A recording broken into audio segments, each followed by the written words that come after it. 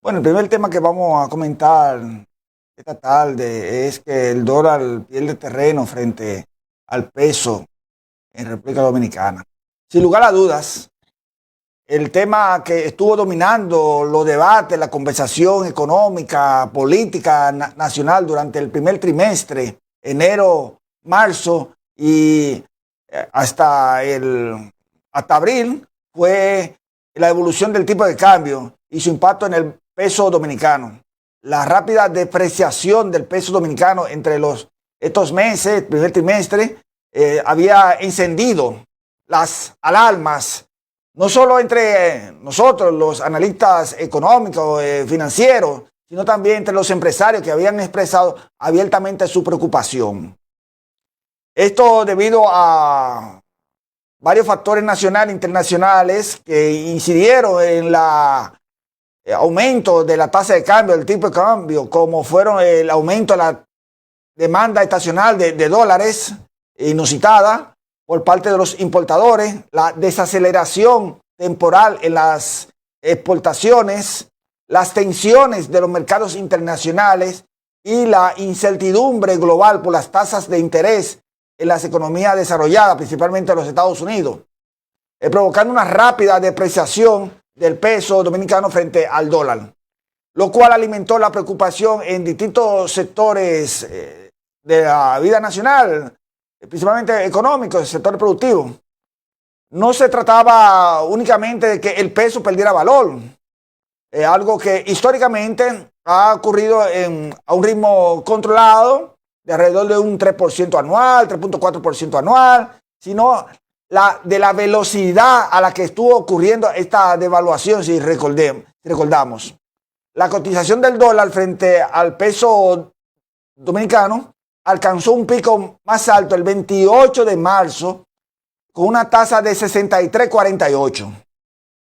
pesos por cada dólar. De haberse mantenido ese ritmo creciente durante todo el año, fácil, podríamos haber terminado este año 2025 en una tasa del dólar superando ya los 70 pesos por dólar, muy por encima de las proyecciones del gobierno, y también con disminuciones significativas en las reservas internacionales, porque el Banco Central, en la medida que aumentaba el dólar, inyectaba al mercado cambiario dólares tomando de las reservas internacionales netas, provocando un estado de nerviosismo en la población, lo cual sería muy serio. Por eso era fundamental que las autoridades monetarias actuaran para moderar ese ritmo de crecimiento del dólar, buscando que la depreciación, aunque inevitable, como es normal, en cierta medida ocurra de manera ordenada y sostenible. Precisamente la Junta Monetaria y el Banco Central, en su sesión del pasado 24 de marzo de este año 2025, se aprobaron un conjunto de medidas prudenciales y monetarias destinadas a fortalecer la estabilidad cambiaria y mitigar los riesgos asociados, con el fin de contribuir al fortalecimiento de los intermediarios financieros y cambiarios, es decir, los bancos, las casas de cambio, en un entorno global complejo y de alta incertidumbre externa. Principalmente esa incertidumbre externa provocada por las medidas de política comercial que salían de los Estados Unidos. Antes de continuar, es bueno explicar a ustedes, los amables televidentes, porque este es un programa también educativo, eso es una de nuestras funciones, que cuando se habla de medidas o de normas prudenciales,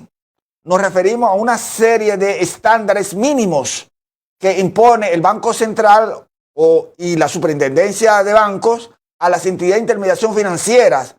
Esas entidades de intermediación financiera son los bancos comerciales, las asociaciones de ahorro y préstamo, en sentido general del sistema financiero, a los fines de practicar una regulación más eficiente sobre las mismas y promover prácticas financieras saludables. Eso es las normas prudenciales, a grosso modo lo que son. Bueno, dicho lo anterior, vamos a citar las medidas adoptadas por el Banco Central. Principalmente fueron tres, aunque se le puede agregar otra más. La primera fue, de esa medida fue la de revisar las regulaciones sobre el financiamiento en moneda extranjera a los generadores y no generadores de divisas. Estos dos tipos de prestatarios, los generadores y no generadores de divisas, lo primero, o sea, los generadores son las empresas del sector turismo, la zona franca y los exportadores,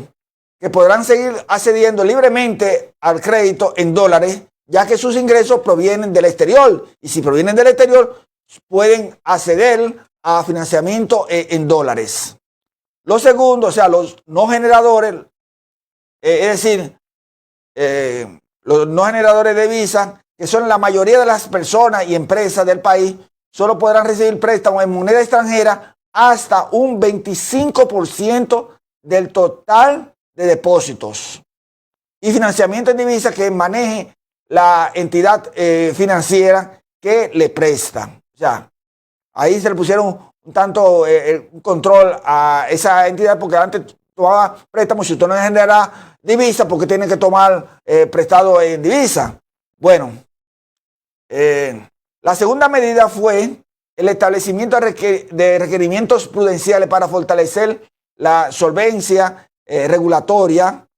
a las entidades de intermediación financiera que otorguen préstamos en moneda extranjera.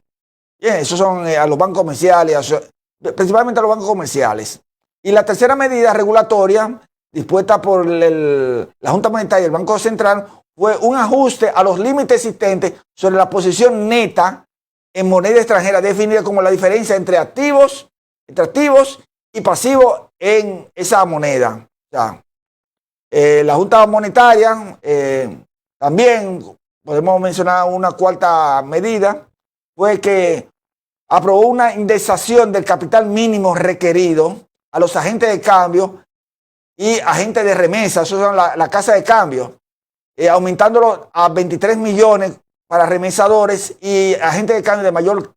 catálogo de operaciones, definido como la categoría A. Eso es una parte muy técnica, que se tiene la parte de norma prudencial, según el reglamento cambiario vigente, y a 11 millones y medio, 11.5 millones, para los que operan con menor volumen, categorizado bajo la categoría B.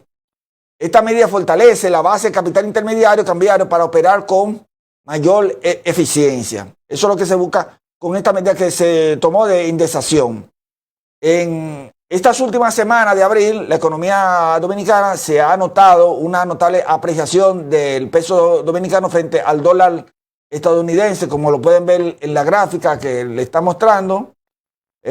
fruto del conjunto de medidas prudenciales y monetarias adoptadas por el Banco Central y la Junta Monetaria, destinada a estabilizar el tipo de cambio y mitigar los riesgos asociados. Inclusive, la cotización del dólar llegó a colocarse en uno de estos días por debajo de 60 pesos por dólar. Lo más reciente, al cierre del viernes pasado, o sea, al viernes 25 de abril, el promedio tanto de la compra fue de 58,26, como de la venta fue de 60,18, como se puede ver en la gráfica, en la imagen de Infodólar, que es una plataforma donde recogen más de 15 bancos y casas comerciales, alrededor de unos 25, o sea que es una buena muestra, y lo recomiendo para aquellos que van a comprar dólares o también euros. Vayan a esa plataforma Infodólar, también hay Infoeuro, donde usted puede ver dónde usted puede comprar a precios competitivos su divisa. Bueno, el fin es que el peso dominicano se ha apreciado frente al dólar, como dije antes, por las medidas macroprudenciales que le mencioné al principio, aprobadas por la Junta Monetaria, lo cual ha dado liquidez al sistema financiero, que ha disminuido de forma notable en lo que va de este año. Ha mejorado el desempeño de sectores generadores de divisas y tiende a elevar las reservas internacionales netas, lo cual contribuye al fortalecimiento del peso dominicano frente al dólar. Ahora, ¿Cuáles son los beneficios de la apreciación del peso frente al dólar para los ciudadanos, para nosotros, los ciudadanos de a pie, para usted que lo ve? Bueno, incrementa el poder adquisitivo, promueve el ahorro e inversión en monedas locales y a nivel macro, la apreciación del peso es favorable para los importadores y contribuye a mantener la inflación dentro del rango meta. En el plano internacional, la apreciación del peso con respecto al dólar lo ubica en el quinto lugar entre las monedas que más se ha fortalecido frente al dólar estadounidense en América Latina en estos 4 meses que tenemos. Bueno, las fluctuaciones, los cambios que se dieron en este primer trimestre de este año 2025 del tipo de cambio no respondía a desequilibrios estructurales de la economía dominicana. Es muy probable que se debió a movimientos especulativos y ajustes temporales en los flujos de divisas, y las medidas del Banco Central lograron contener esas presiones sin la necesidad de sacrificar las metas de crecimiento ni incurrir en políticas monetarias restrictivas en relación a la tasa de política monetaria que pudieran frenar la economía, lo cual sería un duro golpe para las proyecciones de crecimiento. Cabe destacar que el Banco Central accionó ante la presión cambiaria, la estuvo monitoreando y antes que se volviera insostenible, actuó con decisión y demostrando una vez más la madurez institucional alcanzada por la política monetaria dominicana en los últimos años. No es que nosotros somos propiciadores de la apreciación del peso, lo que hay que mantener un equilibrio, una tasa de cambio equilibrada, porque la apreciación, tanto la depreciación como la apreciación en extremo son malas, porque nosotros tenemos sectores generadores de divisas y eso lo puede afectar a los generadores, a los exportadores. Bueno, finalmente, destacar también el rol de la comunicación clara y transparente del Banco Central con los agentes económicos que mantuvieron informada a la población. Salía un comunicado, salía un documento publicando sus decisiones también y fundamento en tiempo real. Además, se propició y ha propiciado, mejor dicho, un ambiente de diálogo con los sectores productivos, que se reunían con los empresarios, que se reunían con los tesoreros de los bancos comerciales. O sea que fue un momento, una crisis bien manejada en términos de comunicación. Así que ya el dólar está, como le dije, 60-38, 60-50, o sea, es posible que suba al 62, pero no se produce esa gran devaluación como se produjo a principio de este primer trimestre de este año. Así que con esto nos vamos a